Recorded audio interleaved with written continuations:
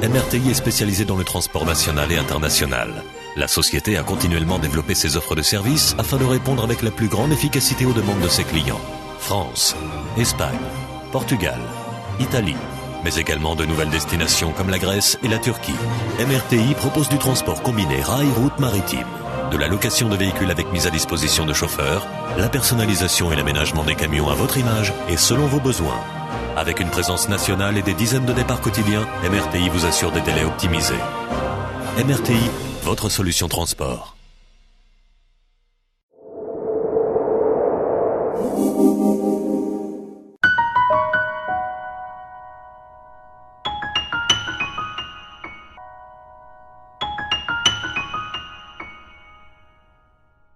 Na Comissão dos Negócios Estrangeiros já era o coordenador adjunto dos deputados socialistas. E agora passei, como houve uma alteração na composição da Comissão dos Negócios Estrangeiros, porque houve alguns deputados que saíram, que saiu inclusivamente o próprio Presidente da Comissão, que foi substituído pelo deputado Sérgio Sousa Pinto. O Presidente da Comissão passou a líder do grupo parlamentar e eu era coordenador adjunto, juntamente com a deputada Maria de Belém, que era a coordenadora. Na medida em que a deputada Maria de Belém tem muitas atividades políticas também, tem sempre uma agenda bastante carregada, a decisão dos meus colegas foi de me indicarem a mim como uma evolução natural naquele posto que eu já desempenhava como coordenador adjunto, como coordenador na Comissão dos Negócios Estrangeiros. Isto, o que vai acarretar, obviamente, vai-me acabar por prender durante mais tempo, vai exigir de mim um trabalho muito maior, na medida em que, sendo coordenador, sou também o porta-voz do Partido Socialista na Comissão dos Negócios Estrangeiros, pelo que terei de me pronunciar não apenas sobre as questões, obviamente, das comunidades portuguesas, porque sou o único eleito, porque esse é o meu domínio prioritário, mas também sobre todas as questões que estão relacionadas com a política externa e que são da competência da Comissão dos Negócios Estrangeiros e Comunidades Portuguesas.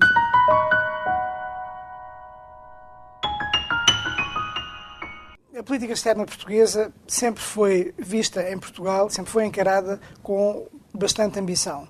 porque nós temos um legado histórico e cultural muito importante e temos, além disso, vastíssimas comunidades portuguesas espalhadas pelo mundo. Mas este legado histórico e cultural que faz com que Portugal esteja presente diretamente ou indiretamente em países como os países africanos de expressão portuguesa, todo o mundo da lusofonia, que é algo de bastante importante na nossa dimensão externa, que no nosso legado histórico e cultural nós tenhamos vestígios da nossa presença em todos os continentes, na América, na Ásia, em África. Isso faz com que Portugal tenha tido sempre uma política externa bastante ambiciosa, que tem feito de Portugal um país que vai muito para além das suas fronteiras, que tem aliados em todo o mundo e que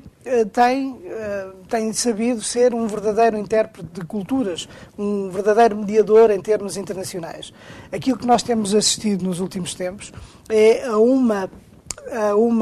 deterioração da nossa capacidade de representação externa, em virtude não só de sucessivos cortes orçamentais num orçamento que é o segundo mais reduzido de todos os gabinetes ministeriais. A política externa só representa 0,6% do total do orçamento de Estado no âmbito de todos os ministérios, e com estes cortes sucessivos e também com alguma desorientação que existe neste momento relativamente à nossa política externa, em todas estas dimensões que nós temos de relação com os países da comunidade de países de língua portuguesa, com a Europa, com o mundo, com o Brasil, com a América Latina, os nossos aliados do Mercosul, por exemplo, ou a nossa proximidade relativamente à Ásia, designadamente todos os países que estão diretamente relacionados com a nossa presença, por exemplo, em Macau.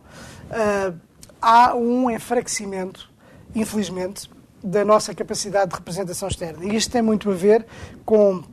as dificuldades que os nossos representantes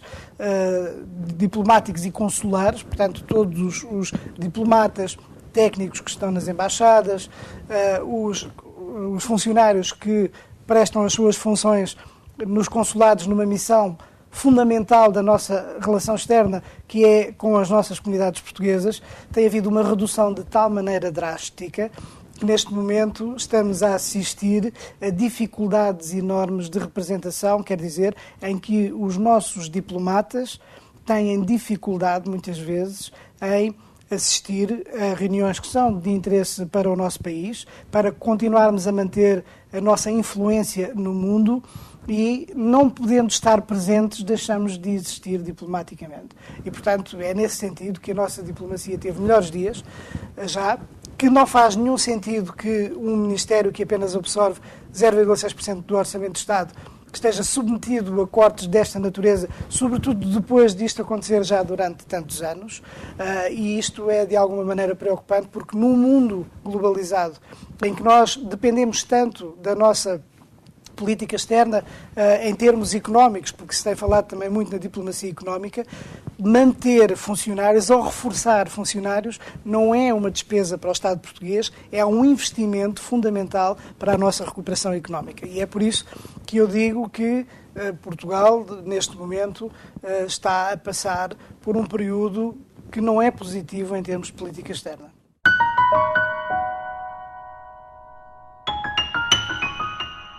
Precisamente, eu estive na semana passada na Córsega e, dando sequência a um conjunto de intervenções que já fiz junto do Governo para que o Ministro dos Negócios Estrangeiros e o Ministério dos Negócios Estrangeiros sejam sensíveis, sejam racionais, no sentido de não encerrarem o escritório consular em Ajaccio. Por uma razão muito simples. Neste momento, tem havido em toda a administração pública cortes cegos que prejudicam a nossa estrutura administrativa, a estrutura do Estado e a nossa estrutura de representação. E aquilo que tem acontecido também relativamente às missões diplomáticas e consulares é que tem havido também cortes de tal maneira acentuados que hoje os postos consulares têm dificuldade, em alguns casos, em funcionar, porque têm um excesso de trabalho, não só porque há um aumento da procura, porque há um aumento da imigração, mas também porque tem havido uma sucessiva redução do número de efetivos a prestar funções e que depois, ainda por cima, têm que fazer permanências consulares, roubando a possibilidade de terem um desempenho mais presente nos postos consulares, o que leva também a uma acumulação de trabalho acrescida. Portanto, há um cerco às condições de trabalho e de desempenho de um bom serviço público que os consulados devem ter e que levou, de uma maneira cega, irracional, completamente inaceitável, ao encerramento do escritório consular em Ajaccio. O escritório consular em Ajaccio abriu em 2005 para servir uma comunidade portuguesa da ordem dos 12 mil portugueses. Neste momento, em 2013, haverá à volta entre 20 e 25 mil portugueses na Córsega. E o escritório consular abriu com 3 funcionários e, quando o último se reformou em 1 de outubro, o Governo, em vez de reforçar o escritório consular porque há uma grande necessidade, porque se trata de uma ilha, pura e simplesmente decide pela desativação do posto consular. Isto é um atentado aos interesses dos portugueses. É uma decisão absolutamente inaceitável, porque, inclusivamente, deixa na ilha prisioneiros alguns portugueses que, em situação de emergência, precisem de vir ao continente. Se não tiverem um documento de viagem, se tiverem um bilhete de identidade caducado, por exemplo, não podem sair da ilha. E isto é absolutamente irracional. É inaceitável que o Governo não tenha pensado nestas dificuldades que os portugueses podem passar a viver na ilha, que tem todas estas particularidades de ser uma ilha difícil, com uma geografia bastante difícil, mas que ainda se torna mais difícil se os portugueses tiverem de ir tratar dos seus assuntos a Marselha, porque aí estaremos perante o ato consular mais caro do mundo, certamente, na medida em que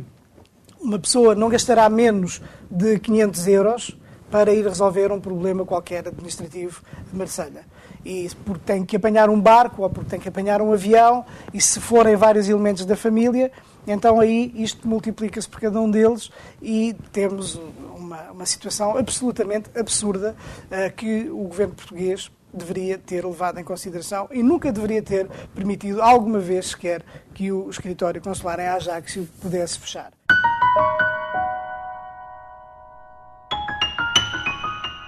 Eu acho que esse é um sentimento antigo, porque eu julgo que as comunidades portuguesas, os portugueses que vivem no estrangeiro,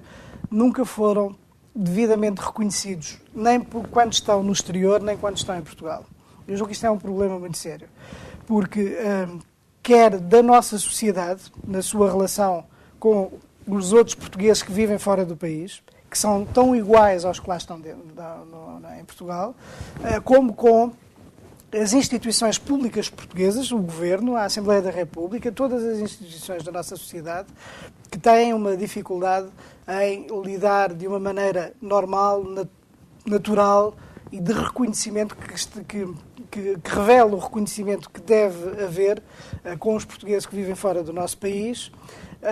fazendo com que muitas vezes eles tenham essa sensação de abandono, porque quando a dinâmica do país se revela, não pensa naqueles que estão lá fora. E, portanto, esse sentimento de abandono existe de alguma maneira. É óbvio que existe mais em alguns locais onde há portugueses do que noutros, como é óbvio, mas, de uma maneira geral, a proximidade entre o Estado português e os nossos cidadãos que vivem um pouco espalhados por todo o lado, tende a ficar mais enfraquecida. E mais enfraquecida precisamente porque nos principais vetores ligados às políticas para as comunidades, designadamente o atendimento consular, que é verdadeiramente central, porque é aquele que lida com um maior número de portugueses, são muitos milhares de portugueses que procuram os serviços consulares e, portanto, é uma ligação central. A nível do ensino do português no estrangeiro e a nível, por exemplo, dos apoios sociais, são três dos vetores essenciais, tem havido, nestes últimos anos desta governação, cortes absolutamente inaceitáveis e que enfraquecem essa relação entre os portugueses que vivem fora do país e Portugal. Por exemplo, a nível dos postos consulares, em França só fecharam muitos consulados de uma maneira absolutamente inaceitável, em Rouen, em Nantes, em Lille, em Clermont-Ferrand, agora também em Ajaccio, em Frankfurt, na Alemanha, Osnabrück, e isto representa mais de 100 mil portugueses que tinham a expectativa de poder ter um atendimento de proximidade e que não têm. E as permanências consulares não são a resolução para todos os problemas. Eu recuso, por exemplo, que as permanências consulares, por um lado, possam substituir os postos, porque isso não é verdade. O regulamento consular, que obriga a um conjunto de funções e de missões de proximidade com a nossa comunidade, de promoção do país, de apoio a nível da língua e da cultura, de apoio social, de diplomacia económica, até não se pode fazer com as permanências consulares. E isso é um bem para o nosso país. E depois, por outro lado, porque as permanências consulares estão a ser feitas muito à custa do trabalho que tem que ser feito diariamente nos postos, porque se vai acumulando e, portanto, esta prestação de serviço público vai se degradando, e também porque os funcionários, muitas vezes, não conseguem dar conta do recado, na medida em que têm tanto trabalho, como aconteceu este fim de semana na Córsega, em que terminaram a sua jornada já perto da 1 da manhã, o que é completamente inaceitável.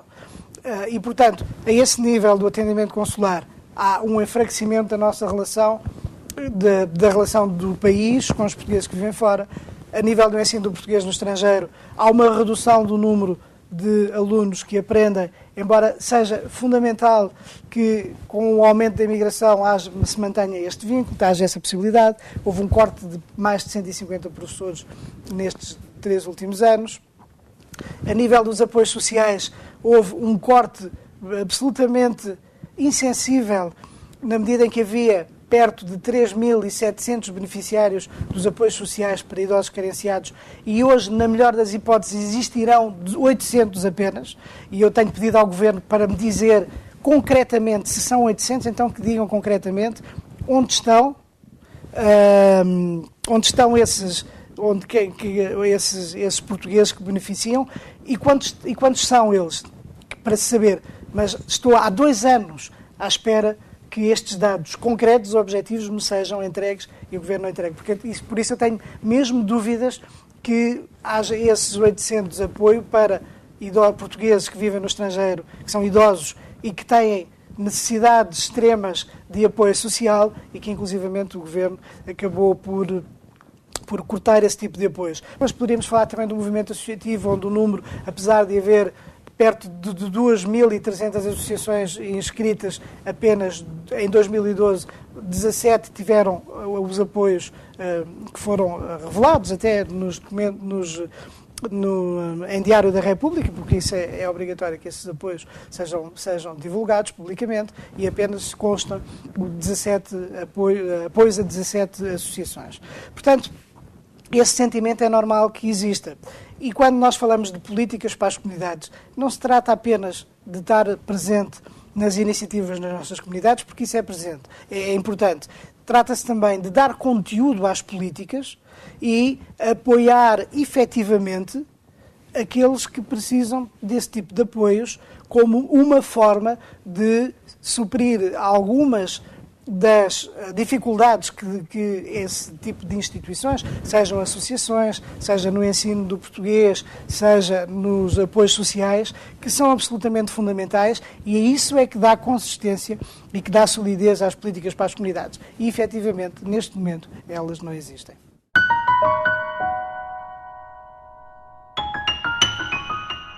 Isso é um dos grandes paradoxos e que revela também a falta de visão e a falta de políticas e a falta de sensibilidade da parte do Governo relativamente à atual situação. Porque há efetivamente um aumento reconhecido do número de portugueses, embora os números dos portugueses que saíram não sejam conhecidos com precisão, haverá ao longo destes 3 anos, mais de 100 mil portugueses que terão saído do país, o que representa só, tomando 300 mil, 6% de desemprego em Portugal. Porque por cada 50 mil pessoas que deixam o país, isso representa 1 ponto percentual no desemprego. E, portanto, o nosso nível de desemprego seria muito superior em função de se esses portugueses que saíram tivessem ficado lá no nosso país. E havendo uma necessidade tão grande portanto, acrescida de acompanhamento dos portugueses, na medida em que as pessoas muitas vezes vão para o estrangeiro e têm grandes dificuldades com a escola dos filhos, com a própria integração laboral deles próprios, traz também responsabilidades acrescidas até ao movimento associativo e também aos postos consulares, obviamente, e a verdade é que, em vez de haver um reforço mínimo até dessas políticas para que possa haver um acompanhamento muito melhor, muito maior, muito mais eficaz, aquilo que nós verificamos efetivamente é que há um recuo, um enfraquecimento desse tipo de apoios aos portugueses. Muitos desses portugueses são pessoas qualificadas e isto também, por outro lado, é altamente frustrante, porque essas pessoas que criaram uma expectativa relativamente ao seu país e acabam por não a poder ver concretizada, e muitas vezes são talentos que se desperdiçam na medida em que as pessoas são obrigadas a desempenhar funções não em função da formação que têm, mas das necessidades imediatas que têm, e acaba por haver advogados que trabalham como advogados ou advogadas que trabalham como concierges, por exemplo, ou, como eu já encontrei, engenheiros do ambiente a trabalhar em padarias, ou ou pessoas com outro tipo de formações a trabalhar em trabalhos que não exigem nenhum tipo de especialização. Eu julgo que, do ponto de vista pessoal, isso é algo absolutamente frustrante. E, portanto, o Governo tem tido uma política, na minha opinião, indecente de apelar diretamente e indiretamente também a que as pessoas deixem o país enquanto o período económico não for favorável. O problema é que, muitas vezes, essas pessoas podem não voltar e, quando saem do país porque são empurradas, saem também zangadas porque veem que não têm lugar no seu país e são obrigados a sair.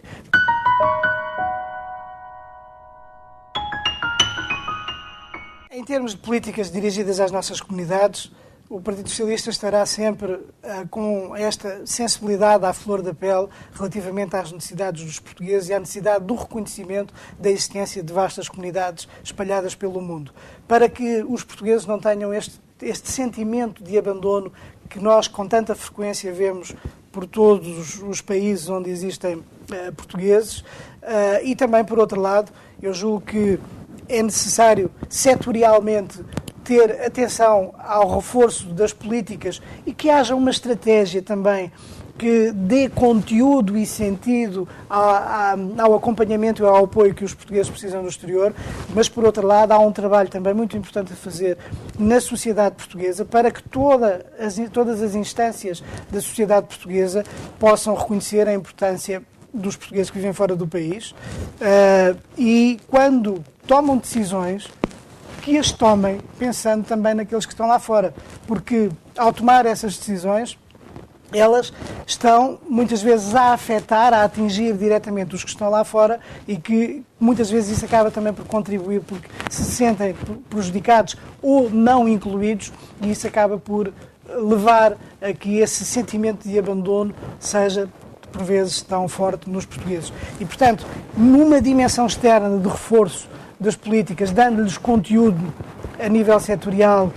para que os portugueses se vejam, de facto, apoiados com políticas concretas e com densidade, mas também internamente dentro do país, para que a nossa sociedade, todas as instituições do Governo, a Assembleia da República, todas as instituições da nossa sociedade possam, de facto, ter esse reconhecimento da importância dos portugueses que vivem fora do país.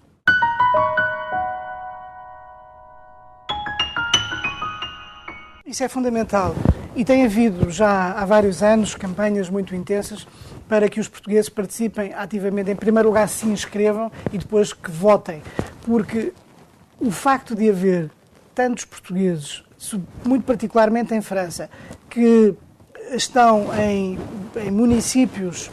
de norte a sul, de este a oeste, isso representa um poder enorme para a comunidade portuguesa, dá-lhes visibilidade, dá a atenção do poder público francês, do poder político. Isso pode constituir um grande benefício para toda a comunidade, se eles participarem ativamente e com o seu voto determinarem quem é que querem que seja o maire a conduzir os destinos da cidade e da região onde vivem. E, portanto, se participarem, terão uma retribuição de reconhecimento e de atenção relativamente aos portugueses. Se não participarem, então isso é algo que leva a que os portugueses acabem também por não ser considerados nessa medida, e eu julgo que é importante que haja esta noção que votar é fundamental para a percepção que os outros têm, portanto, neste caso, na sociedade de acolhimento francesa, têm dos portugueses e também para que, dessa forma, eles se sintam obrigados a retribuir com políticas públicas que levem em consideração a nossa presença e as nossas necessidades em todos os municípios onde os portugueses estão.